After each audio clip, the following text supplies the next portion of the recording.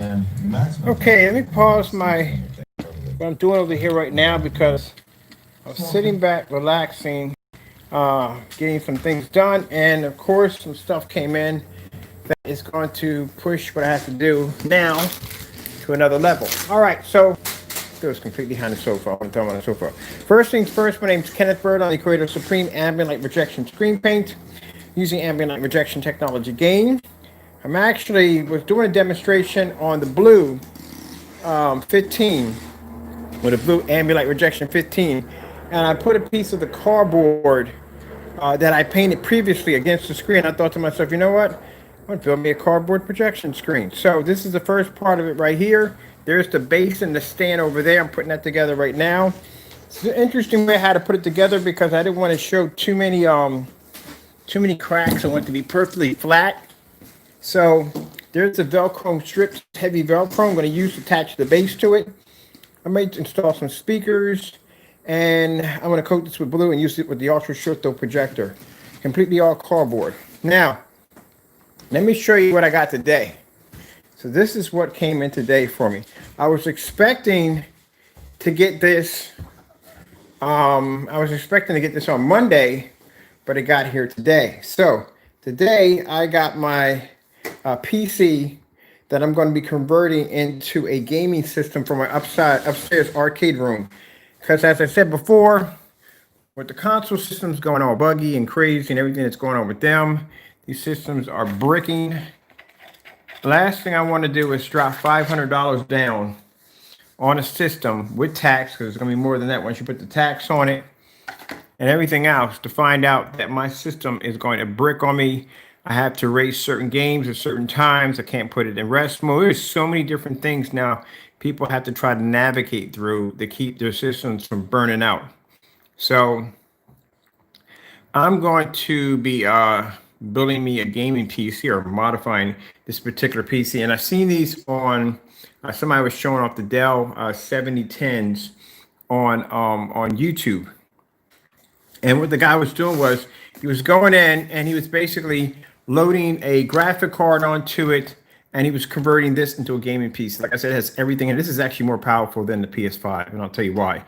It has 2 terabytes of hard drive, solid state drive on it. The PS system only has 600, they have 600 or 800 left on it, under a terabyte. This is using the iCore processor. It's using DDR3 1060. I have 16 gigs on here of memory. It has Windows 10 already preloaded on it. i5 quad core is already stated already. And then my graphic card is a DDR5. So I have a DDR5 graphic card with 4 gigs on it. And the beautiful thing about this is I don't have to erase none of my games. I don't have to worry about my system crashing or bricking or none of that nonsense. And I'm going to make it completely wireless so I can actually have it around the house. Upstairs, this is the adapter that I can attach this to, and that's it. Altogether, this is way cheaper than the system and much smaller. This cost me $233 for this system right here, small form factor. The card cost me $160 right here. There's a GeForce right there, 1050 Ti, I just purchased, and then right there I'm showing you.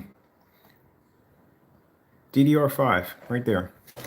I got a glow-in-the-dark keyboard and mouse to go with it, so I can do a little shooting back and forth. That right there cost me $27. I didn't pay too much for that. And like I said, this right here, the adapter piece right here, $15. That's it. Let me show you. Oh, it comes with a little driver too. Okay, cool. So I'm going here, pop open my PC.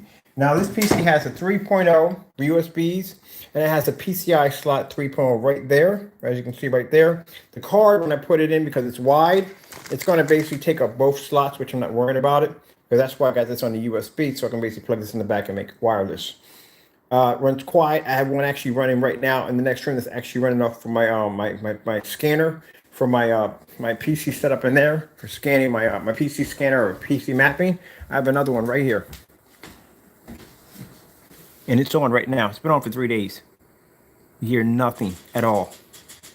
No, none of that nonsense, that coil effect, none of that. So, as I said before, I had plans to buy those console systems, but after what I saw, no. I'm gonna tell you right now, I've seen bugs in systems before.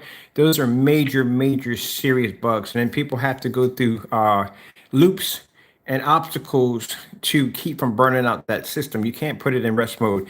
PC's, like I said, been running for about 2 days right now, and I'm pretty sure it's in sleep mode right now. And I can come back and turn it on, and it'll boot up with no problem whatsoever.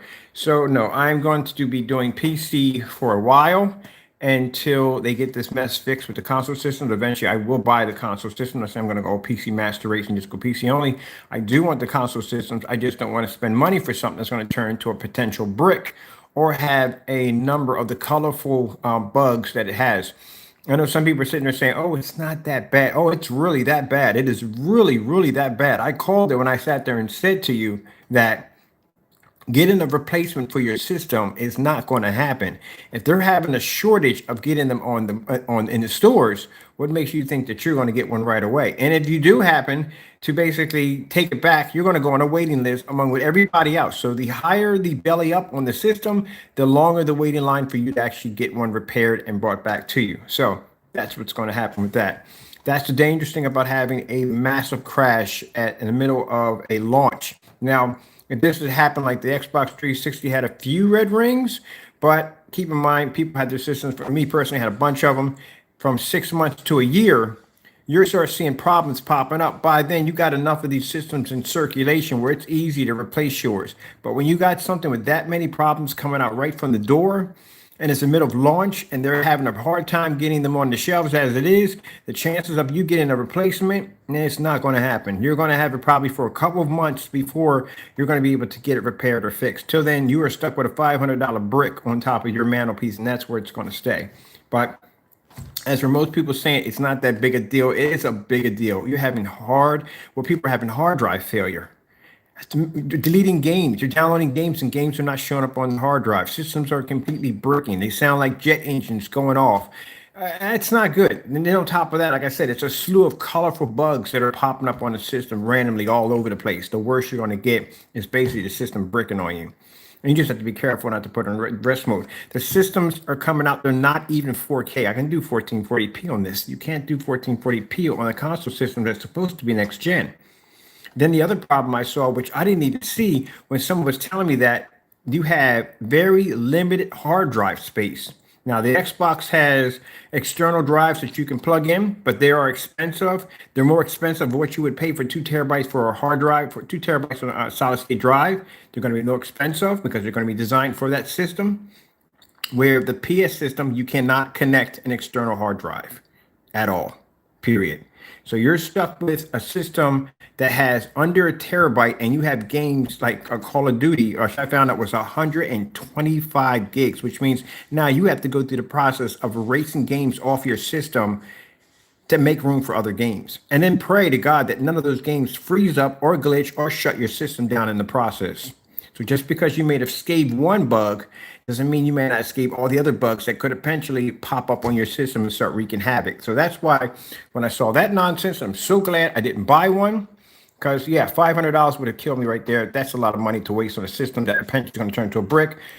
I said, you know what? I'm going to back up off these systems, let them figure it out for about a year. I'm going to go get myself a PC, and I'm going to do my gaming off my PC. So, like I said, this is a nice, you have to spend a lot of money. People say, PC, you got to spend tons of money, blah, blah, blah.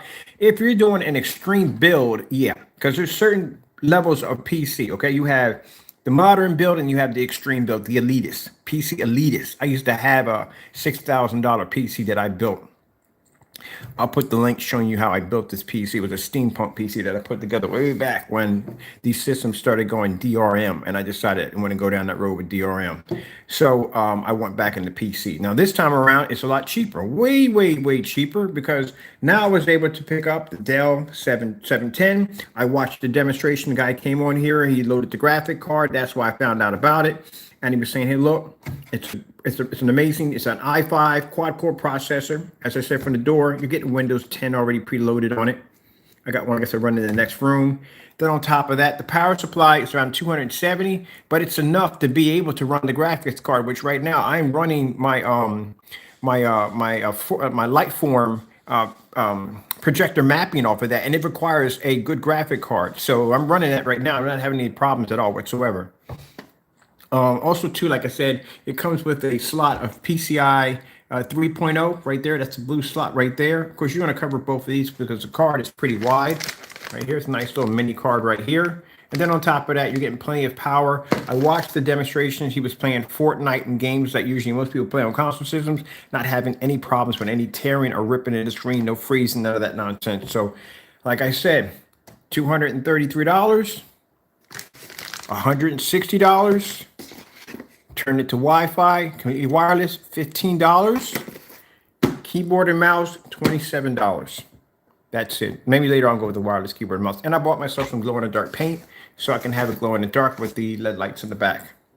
And on top of that, for those of you that are not good with keyboard and mouse, you can plug the original Xbox 360 controller, wire controller, runs off here perfectly. Windows automatically pairs it with Steam. You go into big TV mode. You can play it that way if you want. That's what I plan to do.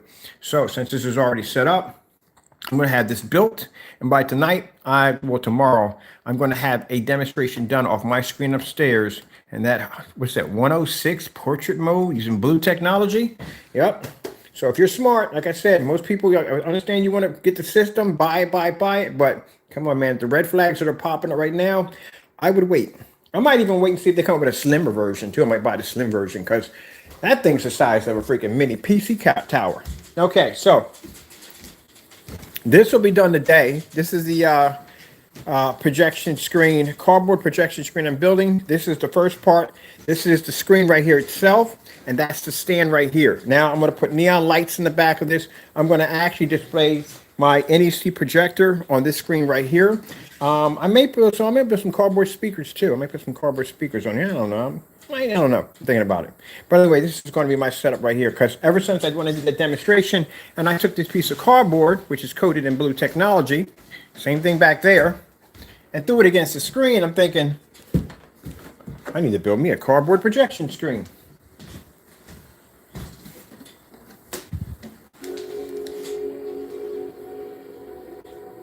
So that, what you're seeing here, that cardboard, it's going to look like that when I get done. But this time what I did was I made sure that when I put the tape on it, I made sure it was nice and smooth, because I wrinkled it a little bit on here. See where it's a wrinkle right here? I wrinkled it there. So if I did it nice and smooth, you wouldn't have been able to see it, but I wrinkled it right in there. See how beautiful that looks right there? So yeah, I'm going to build me a cardboard screen, and I'm going to play my PS4 off of it. All right, so let me get all this done. I'm going to sit down and finish off here, watch the rest of my TV show, get this finished, and then I'm going to go in there and finish building my PC, which isn't going to take any time at all to do. Snap, snap, snap, and you're done. If you are curious to see the fellow who did the, matter of fact, I'll put the link in the bottom of the video. The fellow who basically did this, turning a work PC into a gaming PC. And like I said, much more affordable. Also, too, keep in mind that this card does require, it says 300, but he was running those games off a power supply that was 270 easily. It made me a little concerned, like, wait a minute, maybe I got to up the power supply. But see how the power supply is built? In order for me to up that, what I would have to do is I would have to change out the entire case, which means I would have to do a complete swap out. But from what I was watching, how he was benchmarking the games, they were running nice and smooth with no problem. He didn't have to downgrade any of the settings to actually make it actually run better or smoother. Like I said, it came out looking fantastic. So that's what people have been doing. They've been buying these 7010s, 7010 Dells, and they've been converting them into gaming PCs. And it's cheap and more powerful than the console systems without all the bugs and the worry about your system bricking on you when you get up in the morning. All right, with that being said, once I get this set up, we'll set something up on it. I'll do some Fortnite on it. I'm going to suck on it so badly because I'm not good at the game. And that's basically about it. All right, got to go, and God bless.